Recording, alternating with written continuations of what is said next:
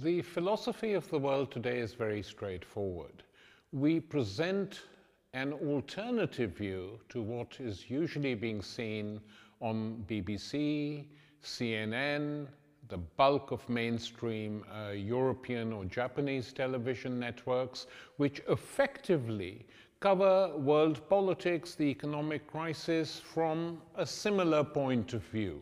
So despite the diversity of mainstream channels, the so-called diversity, in fact, it's all the same.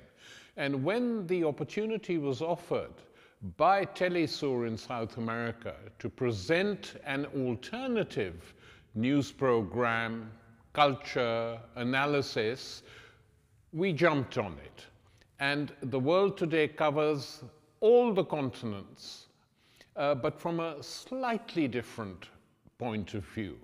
And this point of view is largely from below. The views that are rarely aired or spoken of on mainstream television, that are critical of mainstream television coverage of what is going on in the world, and which don't forget history and what has happened. Because one of the diseases at the moment is presentism. We just think about the present, what's happening today, what happened yesterday, that's it. You never see detailed coverage of why what happened yesterday actually happened. And in the world today, we contextualize current affairs, politics, the economic crisis by putting it in a perspective that often reaches back 50 years and sometimes even more than that. And that enables people to understand what is going on. It's a very opinionated show. Of that, there's no doubt. And for that, no apologies. But it's a show which, even if you disagree with, will compel you to think. Because in the end, it's a show that reaches parts of the body that other programs tend to avoid, the brain. Hemos conseguido muchas cosas. De alguna manera Podemos ha contribuido a cambiar el mapa político español y podemos afirmar que ya hay elementos irreversibles, que ya nada será igual. Yo recuerdo hace 4 años donde nos sorprendió el 15M a todos nosotros, y nos sorprendió aquí en La Tuerca, en un momento de gran frustración, porque se estaban produciendo las primaveras árabes y nosotros teníamos la sensación de que aquí no pasaba nada. Y entonces llegó el 15M, que sorprendió en primer lugar a la izquierda. La izquierda no tuvo nada que ver con esa explosión democrática que fue el 15M. Y nosotros utilizamos la tuerca para empezar a reflexionar sobre lo que estaba ocurriendo. Y, digamos, teníamos ya una reflexión gramsciana en la que pensábamos: el 15M es un indicador de que hay una crisis de régimen, una crisis orgánica, y su mayor expresión social es el movimiento de los indignados. Pero eso no tuvo traducción política inmediatamente. En las siguientes elecciones la derecha tuvo un enorme éxito electoral y también el Partido Socialista. Pero los ingredientes de una nueva política, ingredientes que tenían que ver con la democracia y con una enorme desafección con las élites económicas y políticas, abrían la posibilidad de hacer algo políticamente. Si el 15M fue la mejor expresión social de esa crisis orgánica, Podemos fue la mejor expresión política. Por eso, de alguna forma, somos tan diferentes respecto a expresiones clásicas de la izquierda, porque hemos utilizado ingredientes nuevos para entender que hay una posibilidad de cambio político. Ya han cambiado muchas cosas. Otros líderes políticos se han remangado las camisas, se han quitado la corbata, han hablado de primarias, han hablado de regeneración, pero nosotros queremos intentar ganar las elecciones. If Syriza is defeated, it will have a bad impact on the whole of Europe, and especially on insurgent movements like Podemos. Indudablemente, si al gobierno griego le va mal, eso no será bueno para nosotros, aunque yo creo que no sería definitivo. Creo que lo que ocurre en otros países tiene una influencia limitada. Digamos, puede notarse mucho entre opinadores en periódicos importantes o en, digamos, ciertas élites, pero creo que la gente en España no está votando con una conciencia internacional de lo que ocurre en Europa. Yo creo que el gobierno griego lo está haciendo bien. Creo que los niveles de apoyo social que tienen entre el pueblo griego, mayores incluso que dentro del propio partido, creo que hay menos críticas en la sociedad griega a la gestión del gobierno que dentro de la propia formación. Hace que quizá el margen pueda funcionar. Creo que Syriza, con muchas dificultades, está logrando cumplir su programa y está logrando llegar a acuerdos que son muy difíciles y que implican contradicciones, pero yo no veo la situación como o derrota en el Eurogrupo o salida del euro. Creo que van a poder surfear durante un tiempo y ver qué es lo que ocurre en otros países de Europa. Creo además que de alguna forma, paradójicamente, tanto Syriza como nosotros estamos ocupando el papel que ha abandonado la socialdemocracia. Lo hemos visto en Reino Unido. El Partido Nacional Escocés ha arrasado al Partido Laborista precisamente criticando la austeridad y criticando las políticas de recortes. Y eso tiene que ver con el fracaso de la tercera vía, de Tony Blair y de Anthony Giddens. Y creo que nosotros podemos ocupar un espacio que entienda que Europa todavía se puede salvar si está asociada a la prosperidad y a los derechos sociales. Y hemos dicho una cosa, tanto los griegos como nosotros: si la alternativa no somos nosotros, a lo mejor dentro de poco tiempo Merkel tiene que negociar en el Eurogrupo con Marine Le Pen y eso sería ya un escenario aterrador en Europa. How do you think the elections are going to turn out? En las generales pueden pasar muchas cosas, pero si nosotros no ganamos en las generales, es evidente que habrá elementos irreversibles, que tendremos mucho futuro, pero ya será otro futuro. Ya seremos una fuerza política consolidada, con cargos públicos, con una presencia parlamentaria, digamos, estable. Ya no seremos outsiders. Nosotros ahora somos outsiders, somos como los bárbaros de Cavafis llegando. Ahora hay una oportunidad. Si esta oportunidad se cierra y nos construimos como una fuerza de oposición parlamentaria, la política nunca acaba y habrá futuro, pero será un futuro ya con características completamente distintas y yo no sé si yo tendré un papel tan relevante en ese futuro. On the 5th of February, the European Central Bank opened the hostilities, and they cut actually the main channel for financing the Greek banks. The Greek banks, and therefore the Greek economy as a whole, since February, is financed only via an emergency mechanism, which is called the ELA, which is there only for, a short period of time, only as an emergency actually. And it is given, the liquidity is provided at a very slow pace and, in a very careful way. So the whole of Greek economy since early February is actually subjected to an enormous pressure. Greece has re-entered recession. The revenue of the state is declining. And in the meanwhile, Greece has to repay its debt, which it did. And it is the only country in Europe which is servicing its public debt without any kind of financial aid. Greece hasn't received any financial support, let's call it that way, from the European Union since last summer, since August 2014. The result is that 3 months and a half after this, the state coffers are nearly empty. Greece is at the verge of a default.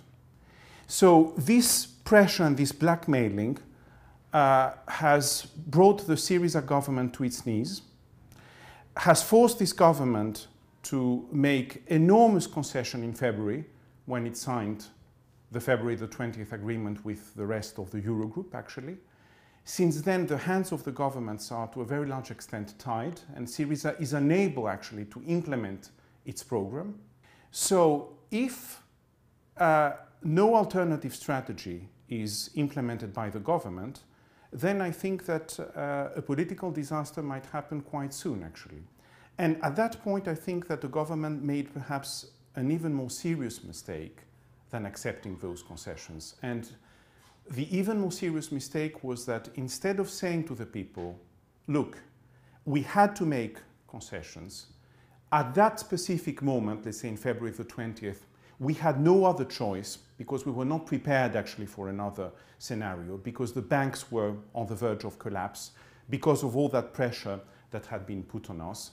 But this is a very serious concession, and let's open up the debate to see what we're going to do in the future. Instead of saying this, at the first stage they said, oh, this is a very good agreement, this is nearly a success, this is the proof that, you know, negotiations are possible, that we were going ahead, we have bought time. That was the main argument, actually. And now we can see that, you know, the time was not on the side of the government, the time is on the side of the lenders, on the side of the European Union, and the government now admits it. They say we have made a very serious mistake because this agreement didn't provide any guarantee for the provision of liquidities. On the contrary, you know, the pressure continued. But why did they expect to happen otherwise? This is almost mysterious, and I think that the root of the issue, Tariq, is that Syriza, as the rest of the European radical left, feels itself part of the so-called European project, actually. And they are not prepared mentally, in a way, to break at a certain moment with that framework. Patrick, let's begin by inquiring about the origins of the Islamic State group, ISIS as they call themselves. Where do they come out from, and when did this start? Well, they come most immediately from Al-Qaeda in Iraq, which was at the height of its influence in 2006, 2007, when it was an element, but not the only element, in the Sunni resistance to a Shia government and the American occupation. Ideologically, it comes out of the jihadi movement, and actually its religious beliefs are not that much different from Saudi Wahhabism, the variant of Islam, which is effectively the state religion of Saudi Arabia, with its denigration of Shia as heretics, Christians, Jews. It's just carrying these beliefs to a higher and more violent level. But it's very much in the context of the jihadi movement. This jihadi movement did not exist in Iraq as such prior to the American invasion and occupation. No, it didn't. And Saddam arrested anybody who was an obvious jihadi. I mean, it was always an absurd pretense at the time of the invasion of Iraq to say that Saddam had any connection with the jihadis or 9/11, though such was the volume of propaganda at the time that 60% of Americans believed that somehow Saddam was linked to 9/11. A lot of people have speculated that the Saudis, in some form or the other, if not the government directly, people close to the government in Saudi Arabia, were responsible for partially creating, helping, and funding this force as a sort of proto-Saudi intervention against Shia domination in Iraq after the occupation. To what extent is this true, if at all? The Saudis have always been behind the jihadi movement in general, above all abroad, not within Saudi Arabia. And generally, they will support those who oppose Shia governments and don't really distinguish, or didn't really distinguish, who they were supporting. But it's also pretty clear that a lot of their support did go to ISIS, did go to other groups like Jabhat al-Nusra. This was often through private donors, not just Saudi Arabia, but Kuwait and Qatar and Turkey. That the US and Britain would distinguish between the moderate Syrian opposition in this corner and the jihadi extreme opposition in the other corner. But actually the two were together. I mean, there was a report this very week by a research organization itemizing various weapons in the hands of ISIS that appear to have been supplied by Saudi Arabia last year to supposedly moderate Syrian opposition, but were immediately transferred because the gap between the two is much more limited than you'd imagine. If we just move to Syria for a bit, what is your impression of the current state of play with the sort of emergence of ISIS, not just the emergence, but the successes of ISIS?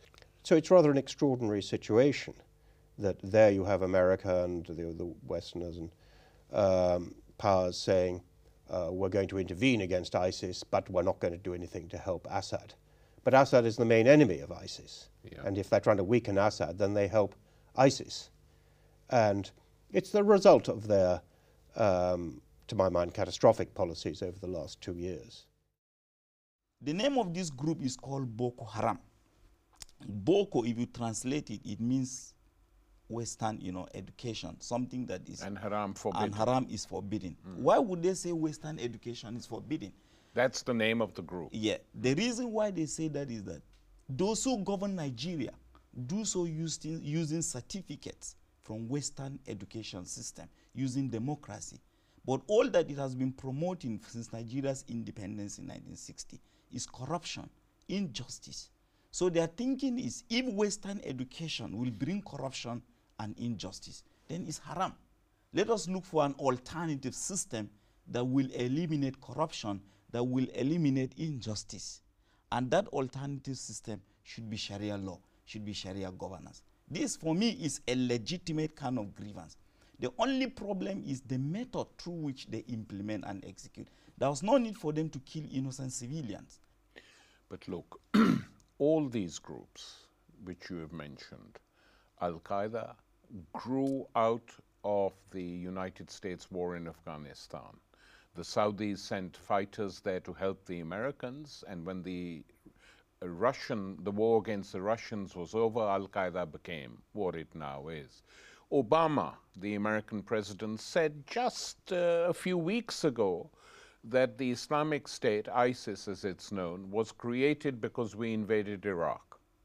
Before that, they didn't exist. So this is the American president admitting that a US war has created this group. Now you are saying that brutalities by the state in Nigeria triggered off a new development within a traditional conservative Islamist organization which sent it on its path. Then we read just last week that the United States are now planning a huge military presence in virtually in every major United States country. AFRICOM had a meeting with 13 other Western nations involved to secure to defend what they call the security of Africa against terrorism, probably in reality to tell the Chinese, we are watching. You can be here economically, but not militarily. But this is the situation. Now, is there a way out of it, in your opinion? I think there is a way out of this.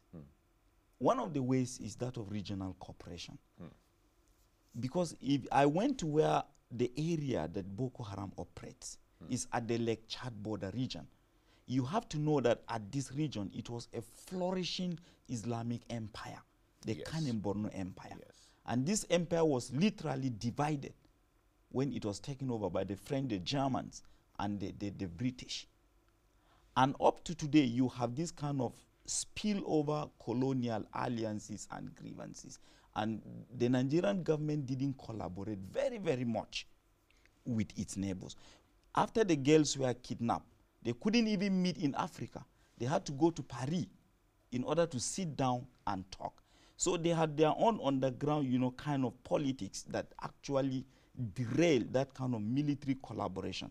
The reason why I say this is that at the moment, most of the Boko Haram territories have been retaken, but the girls have not been found. That means they are not within Nigerian territory. They probably have crossed over, either into Chad, Niger, or Cameroon. Then the other issue is that there must be a massive economic master plan for the whole of the Northeast. It is the most neglected region.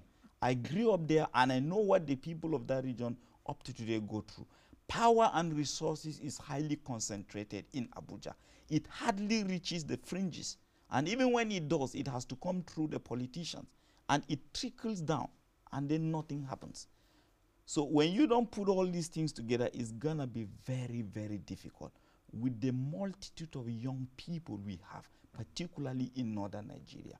Young people who have graduated for the past 10 years. They have no job. They come back home and rely on the very salary of their parents that trained them in the university in the first place. You cannot have this kind of young people and you allow them to litter the streets. You are asking for trouble. Returning to Indian politics, if nothing emerges from the collapse of the left or even the Congress to challenge what's going on, it's an incredibly depressing situation, especially that, you know, you've written about the peasant rebellions, which are called Maoist and of course involve some Maoists, but they had a very heroic character, in my opinion. They were the only people in India fighting for the poor and challenging the power of the state. It's not just the Maoist movement in the forest that is, there's a kind of landscape, and I keep saying there has to be a diversity of resistance, like a biodiversity of resistance. You know, inside the forest, you can't go on a hunger strike or do some Gandhian tactics when 1,000 troops come and burn your village and rape your women.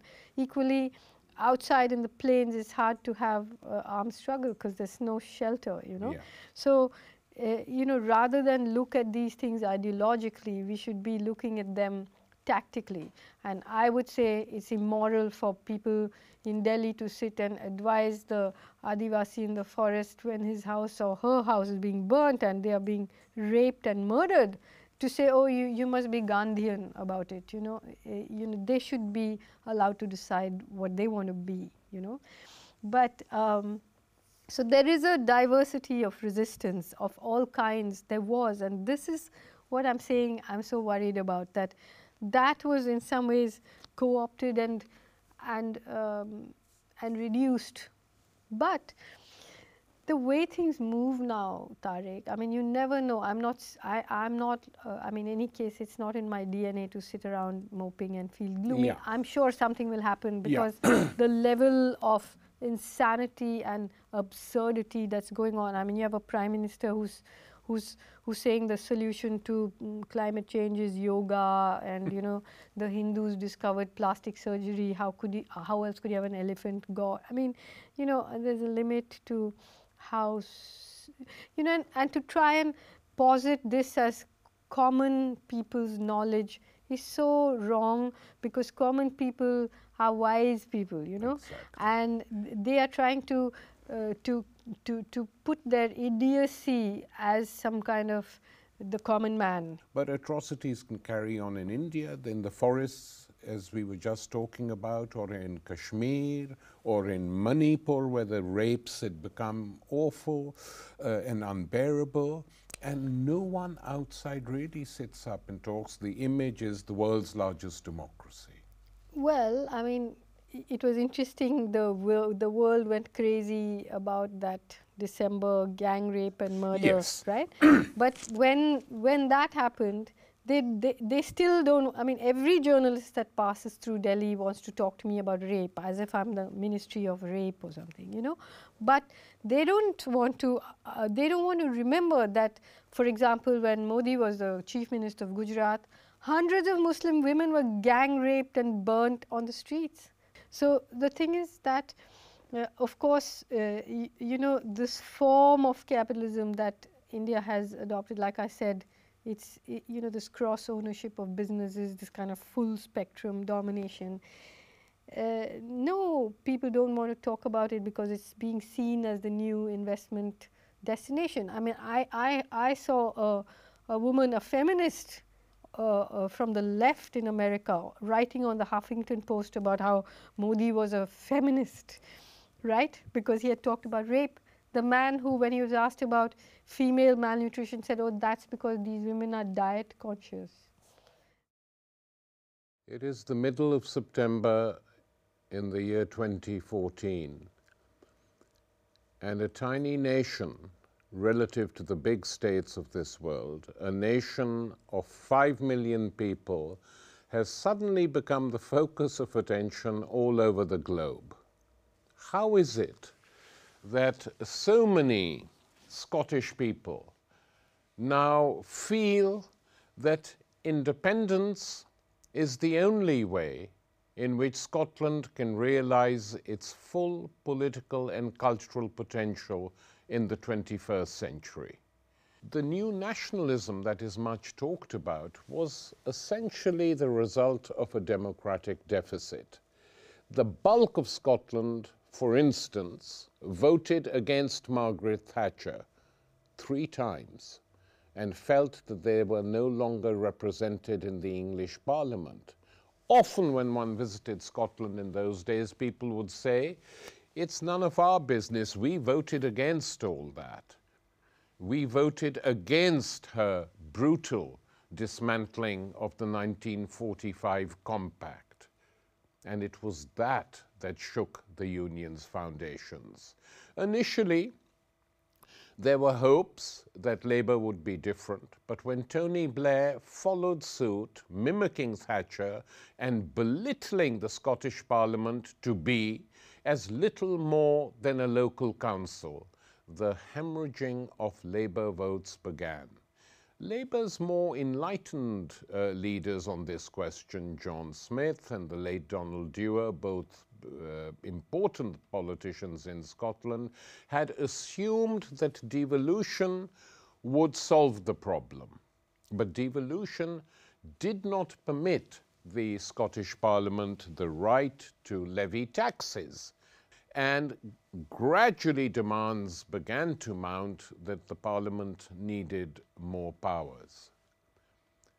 And so it came about that the Scottish National Party changed as lots of Labour supporters, and in some cases a few Labour members of Parliament, joined it. And they began within the Scottish National Party to argue effectively for a social democratic Scotland, not a Thatcherite conservative Scotland. And then what happened was a campaign of fear began, based on dodgy statistics, fear-mongering, promoting the failed model of Anglo-globalization as the only alternative possible. And this campaign of fear succeeded, it has to be said, in frightening the more elderly sections of the Scottish population. For the first time, Scotland's sovereignty, honour and dignity was within the grasp of its own people. For the first time really ever, but certainly since 1707. Would the parcel of rogues triumph again? That became the key question at an early stage of the campaign.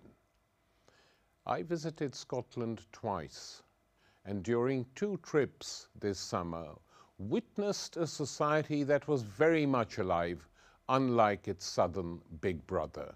It was intellectually exhilarating to witness and participate in the serious debates taking place in meeting halls, in kirks, in streets, in pubs and homes. What a contrast to dreary old England, where all 3 parties and every single media outlet came out against Scottish independence. The No campaign, waged by the coalition, including the so-called Labour opposition, lacked any sense and subtlety. I think the movement is now so far advanced that if the Scots feel dissatisfied still, which I'm sure they will, in a few years' time, there will be a huge demand for another referendum, and this time they will make it.